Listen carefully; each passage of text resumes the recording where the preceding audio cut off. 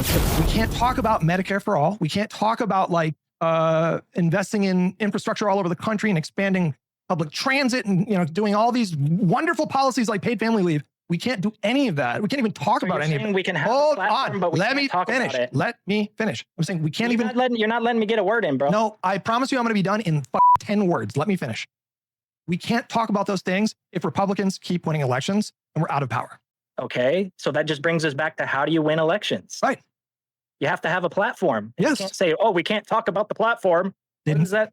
That's not a strategy.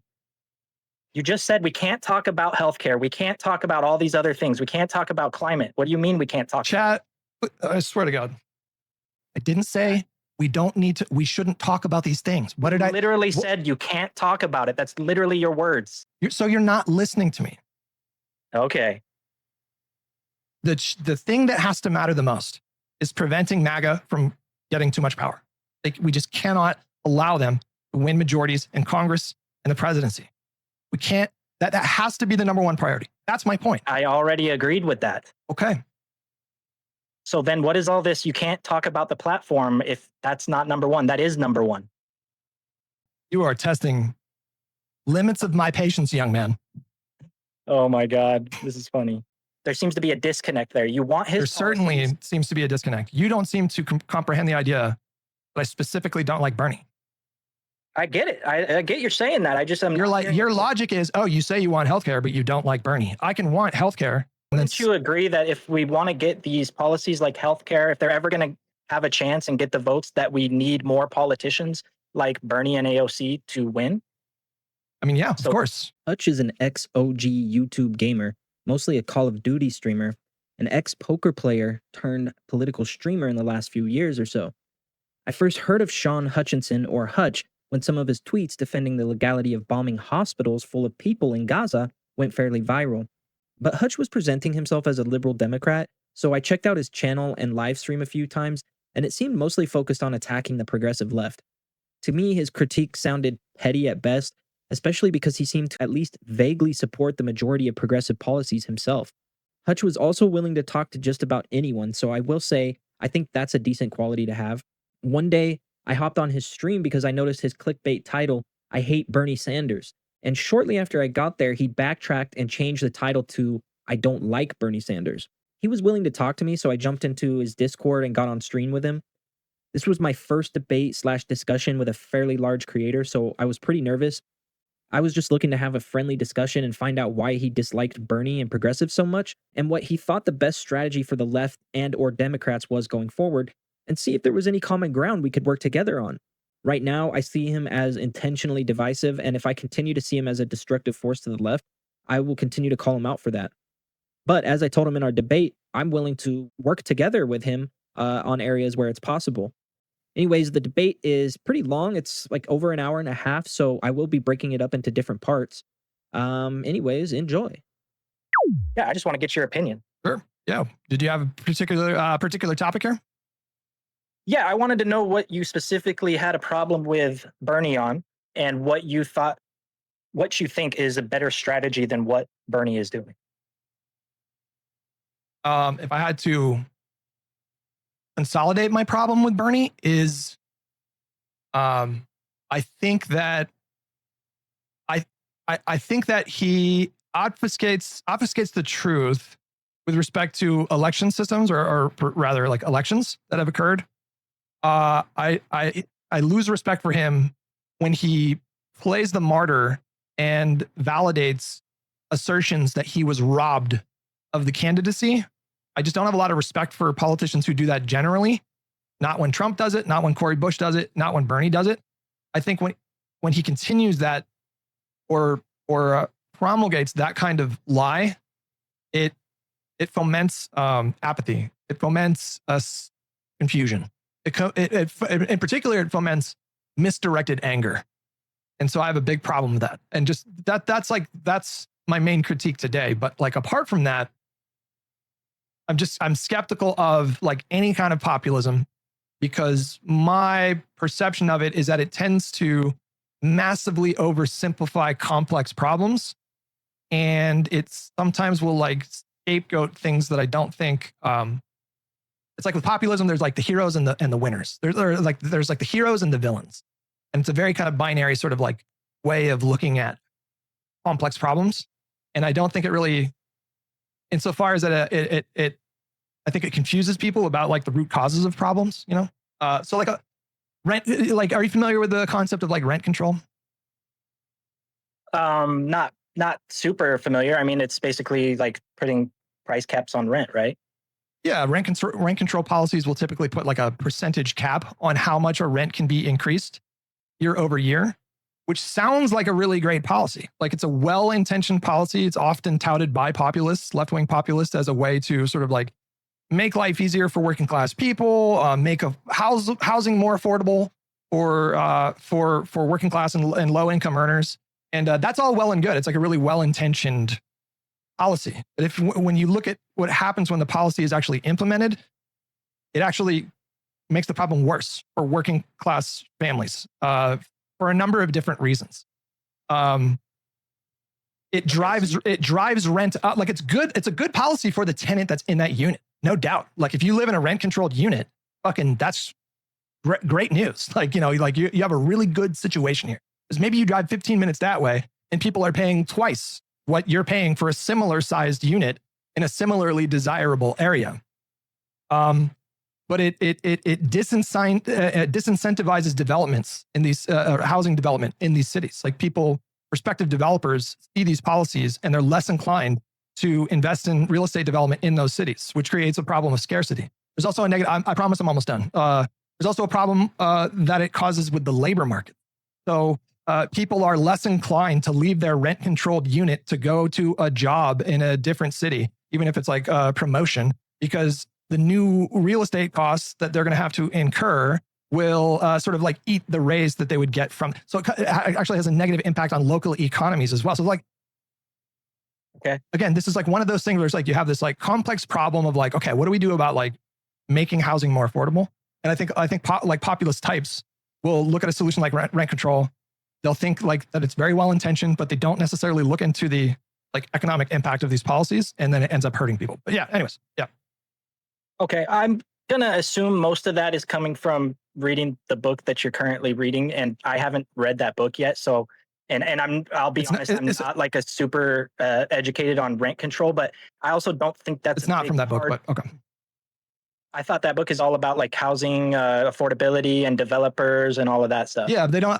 This was independent. Like this was me looking up rent control on my own, apart from the book. I'm not sure if the book has talked about rent control yet. Okay.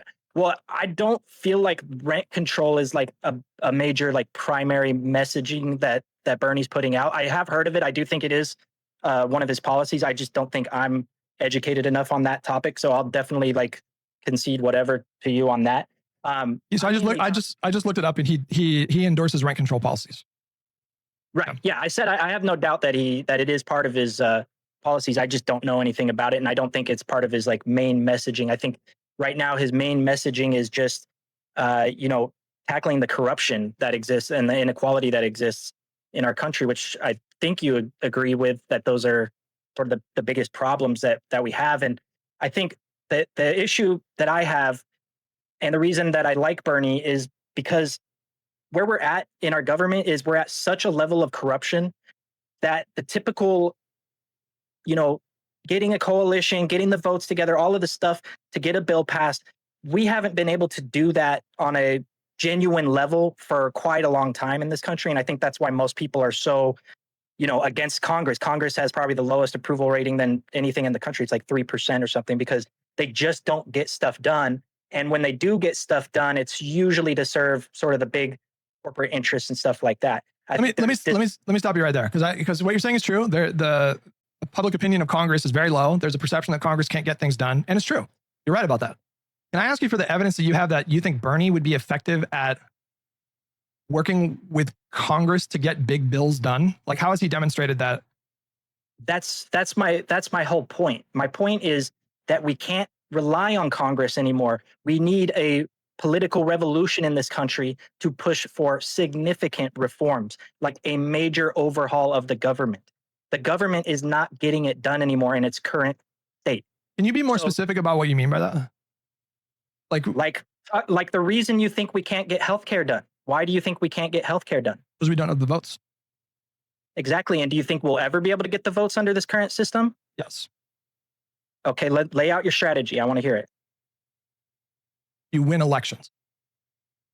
Sure. And how do you win elections? Effective campaigning. Okay, who's the most popular people on the Democrats right now? I don't know. I would have to look at a list. I would assume Bernie would probably be pretty high up there, but Bernie also It's Bernie and AOC are by far the most popular people in the party. Okay, so there's a couple problems with this. Like, part of Bernie's appeal is like the vaguely sort of anti-establishment stuff, and so you can find sort of you can find support from people that might surprise you, like Trump voters who talk about Bernie sort of positively. It's not because of policy; they don't support Bernie because he wants to like revolutionize healthcare and institute a sort of that. How do you know that? Well, so for example, like when AOC, she asked a lot of her followers after the 2024 election, like, hey, I'm curious how many of you guys that supported me also voted for Trump? And then why did you vote for both of us? And she got a ton of responses. It was like people sending her TikToks or whatever of them talking about it. And the feedback that she got was that they both were like fighting against the system. Obviously, you would agree that there's very little, if any, policy overlap between AOC and Trump, right? I should have focused on the fact that he was literally pointing out how Bernie and AOC, and now Mamdani as well as others, these type of candidates get votes from people that Biden and other establishment Democrats just don't, especially because his entire position is that winning itself is more important than even discussing policy, which is contradictory by itself. Imagine a coach for a basketball team coming out to a game with his or her team and telling them, okay, just remember the most important thing is winning, so just go out there, no matter what, just win. And then as a player begins to ask how, they interrupt them yelling, it doesn't matter how you do it, just go out there and no matter what you do, just win.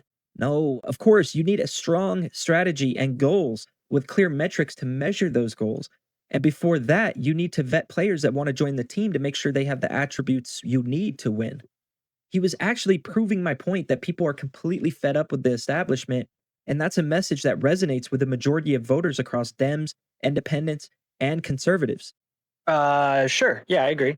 And then let me ask you a different question. What do you think is more important in terms of... But Trump did adopt several of Bernie's policies into his campaign, into his platform. He just never went through with any of it. What policies are you talking about? Are you talking about like protectionist trade policies? There was some overlap in terms of like taking on NAFTA, I think, but apart from that, there wasn't a ton of overlap. What do you mean? I mean, how long has he been promising a big, beautiful healthcare bill? But his version of a healthcare bill is very different from Bernie's. His version is like... He's never given a version. He just knows people want healthcare. Well, no, they did give a version in 2017 when they crafted a bill and tried to pass it through the Congress, and it failed. And it was just a heavily gutted, ACA. It was like ACA just with the kneecaps hobbled. But let me ask you a different question. Let me ask you a question. See, I'm curious what your answer is. Like, what do you think is more relevant when we're talking about like the pursuit of political power? Public opinion polls, like the ones that you're citing that show, a lot of support for people like AOC and Bernie, or elections, primaries? I mean, you have to take both into consideration, right? Do you? So do you have to take opinion polls into consideration? We're talking about like actually trying to get power. Yeah. When you form your platform, you have to base it on what the popular public opinion is. I mean, that's true, but I'm talking about like specific public approval numbers for particular politicians. They actually don't matter. What matters is how many votes can you get in elections. We don't determine who is going to be the nominee for the Democratic Party by looking at public opinion polls. It's about who can. Well, you don't look at the polls and say, let's go with the least popular candidate. That's not really a good starting point. Is that what you think I'm saying? Well, you're saying it doesn't matter. I mean, Trump was the most popular candidate and they ran him and he won. Okay, I think there's some confusion here. What I'm saying is you can have people like Bernie and AOC that have mass appeal, particularly like in social media circles or in the abstract, but it doesn't matter if they're popular on social media. The only thing that matters is if they can get enough votes to win. And Bernie, I'm talking about actual polling. Regardless, Bernie in 2016 and 2020 ultimately failed in his attempt to convince enough primary voters that he should be the nominee. So as popular as he is with people and as popular as his message resonates with people, at the end of the day, he wasn't able to secure the requisite delegates that needed for the nomination. So how are you actually believe that the DNC had nothing to do with what happened in that primary? And you don't think they kneecapped Bernie? You're under that belief? I don't understand this idea that Bernie and others like Ro Khanna are just supposed to lie when they are asked about something that everyone knows happened. During the 2016 primary, 20,000 emails from the DNC were hacked and leaked, and they clearly showed coordination against Bernie's campaign and favoritism towards Clinton's. They showed plans to shape media narratives. They showed how larger donors were funneled towards Clinton when funds were supposed to be dispersed evenly. The scandal led to several DNC officials, including the chairwoman, Debbie Wasserman, to resign on the eve of the Democratic convention. The DNC also wrote a formal apology letter to the Sanders campaign. All of this stuff, especially the media manipulation and diversion of donors and funding, has an effect.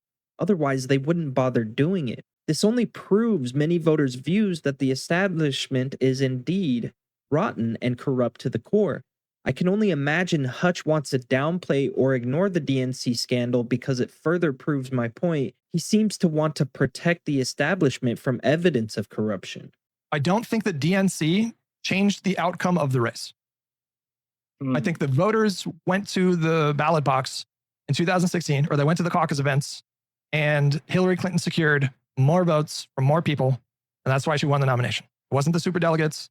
It wasn't the DNC. Even if there is an institutional bias, even if progressives have a tough uphill climb, even if there's a lot of headwinds for progressive candidates, I mean, you can acknowledge that reality. And then you agree that if we want to get these policies like healthcare, if they're ever going to have a chance and get the votes, that we need more politicians like Bernie and AOC to win? I mean, yeah, of course. You would, if you want. Isn't that so? Aren't those the people that we want to support? For Congress or for the presidency? Both. Especially Congress, that's where we need the numbers, right? Well, it's up to the voters. Well, yeah, but I'm saying as a public figure for who you're going to promote, if you say you're for healthcare and you're for all these progressive policies that Bernie is for, except for one or two, obviously no one agrees with people 100%. Why wouldn't you be pushing for more? And especially when they're also the most popular on paper, why would you push someone else? It's a case by case. I would certainly support candidates for congressional seats who support single payer healthcare policies. I'm not opposed to voting for somebody like that. But you're on your channel with your audience saying, I don't like Bernie Sanders. Correct. I'm just not understanding.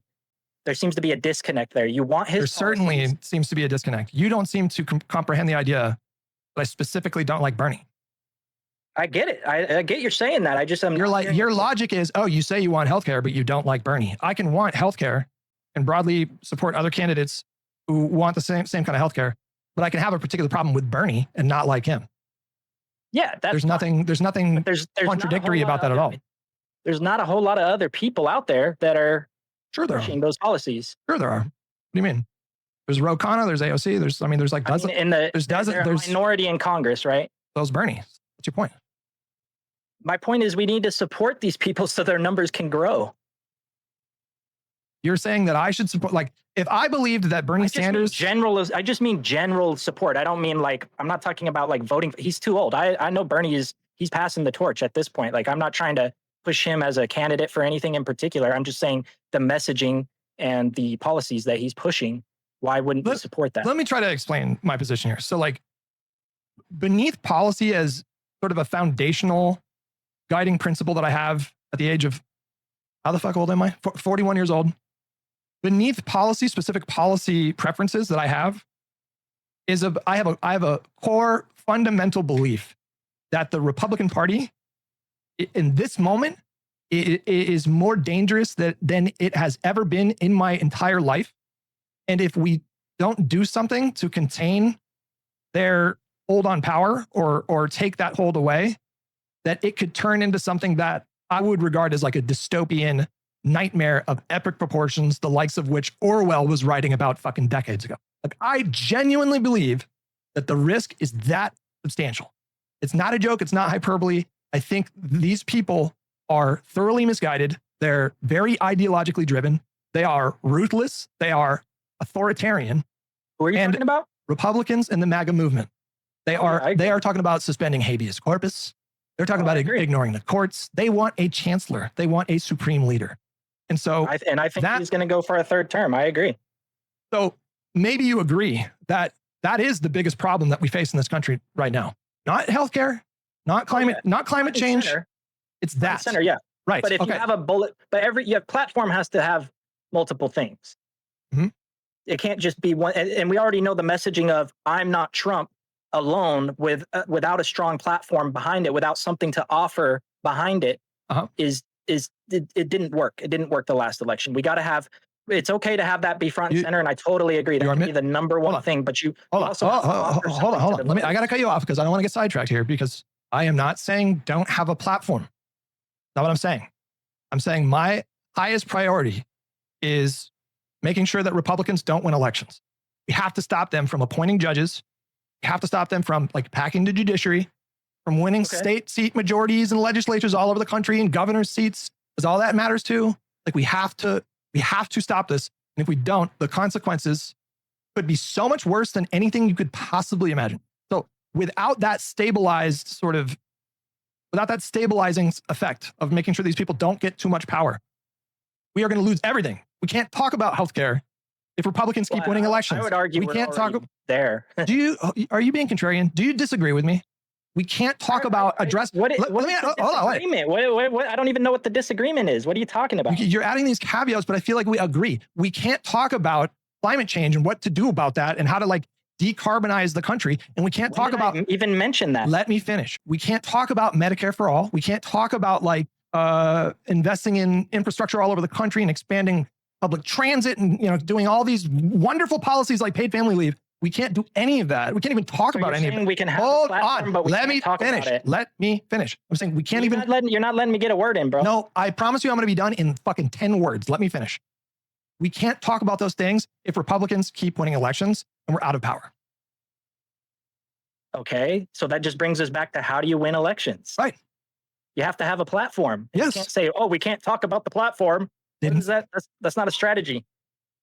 You just said we can't talk about healthcare. We can't talk about all these other things. We can't talk about climate. What do you mean we can't talk? Chat, I swear to God. I don't understand why this is frustrating you. Because you're not listening, or you're not understanding. I didn't say we shouldn't talk about these things. What did I literally said you can't talk about it? That's literally your words. I said we can't talk about it if what? If Trump exists? No, you remember what I said. Repeat what I said. I honestly didn't hear the if. So you're not listening to me. Okay. The thing that has to matter the most is preventing MAGA from getting too much power. We just cannot allow them to win majorities in Congress and the presidency. We can't. That has to be the number one priority. That's my point. I already agreed with that. Okay. So then what is all this? You can't talk about the platform if that's not number one. That is number one. How is that not the number one goal? You are testing limits of my patience, young man. Oh my God, this is funny.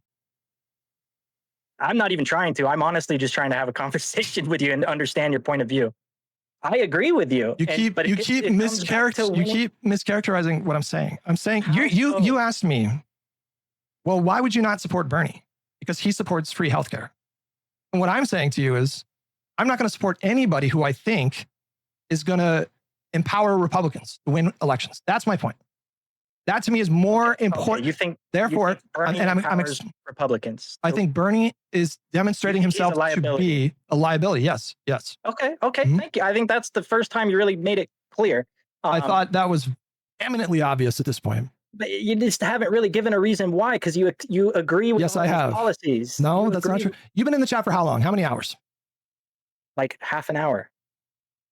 I don't think that's true. I'm going to go through your chat logs. Okay. You've been in here for at least an hour and a half. Let's be real. Okay. So you've heard me talk about what my problems with Bernie are, right? I've been in the chat asking this whole time, what is your specific problem with Bernie? And what is your specific strategy that's I want you to tell me what my problems are, because I've been talking about it. It's the entire stream today has been me talking about my problems with Bernie. I haven't been here the entire stream. I'm sorry. You haven't heard me say anything? I'm talking to you right now, buddy. Why can't you explain it right now? We opened this conversation with me articulating what my problem was. Do you remember what I said? It's you don't like populism. You don't like populism. No, specifically about Bernie. Do you remember what I said? Because you asked me the question and I answered. And you don't like rent control. Do you really not remember like what we talked about right when we started talking?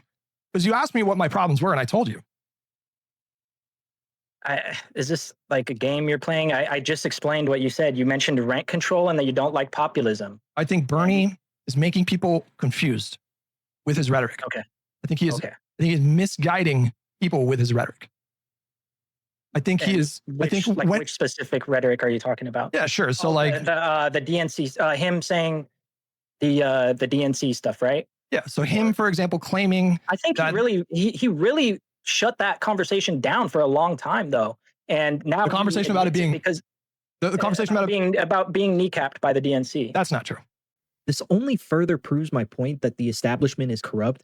And even when you bend the knee to them like Bernie did in 2016, despite their coordinated efforts, which they even admitted and apologized for at the time, liberal Democrats like Hutch will attack Bernie just for admitting it happened when asked about it. It's not like the DNC scandal is some big part of his messaging. Even when he's talking about the corruption on his oligarchy tour, it's almost exclusively when he's asked about it, and he's just being honest about what took place. Hutch would prefer for him to be dishonest and protect the establishment when asked about it. He doesn't give a shit about Bernie's credibility and would prefer if it got destroyed. He just doesn't want Bernie to confuse people about the Democratic establishment, which is really code for saying he wants his politicians and the political system to remain corrupt and undemocratic.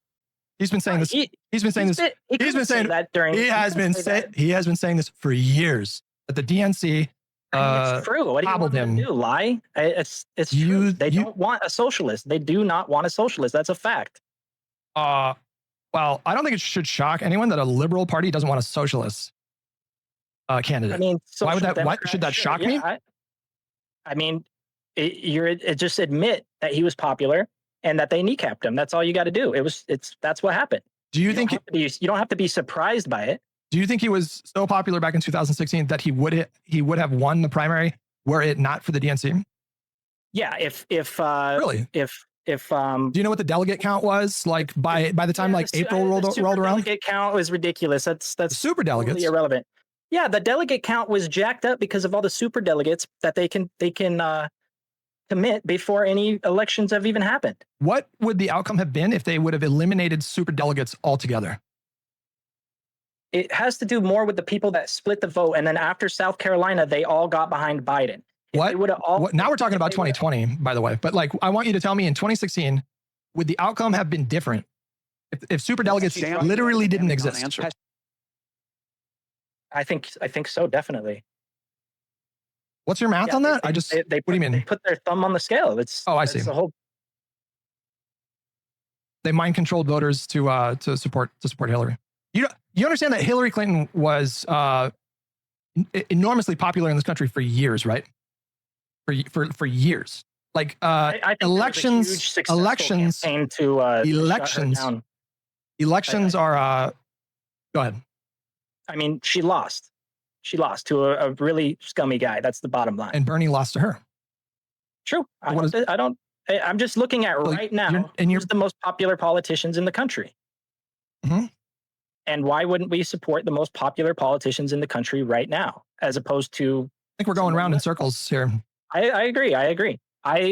That's fine. We can disagree. That's totally fine. We disagree. I don't see Bernie and his and AOC as liabilities. I think they're the most popular. I didn't say anything about AOC. I like her. I think she's savvy. I think she's smart. And I think she's moderated in ways that have been a sign of maturing. She has distanced herself from some of the more extreme positions that she took in 2018. She's demonstrated an ability to work with Democratic Party leadership. She's demonstrated an ability to take coalition building seriously. I think she's a strong asset for the Democratic Party. The problem is not with her. Okay, let's agree on that. But who is she touring the country with right now? Who is her mentor? Bernie Sanders. Okay. All right. That's fine. And I have critiques of Bernie too. There's what are those critiques? To go around. I mean, I think he's been weak on Israel. I think that meaning what? Meaning what?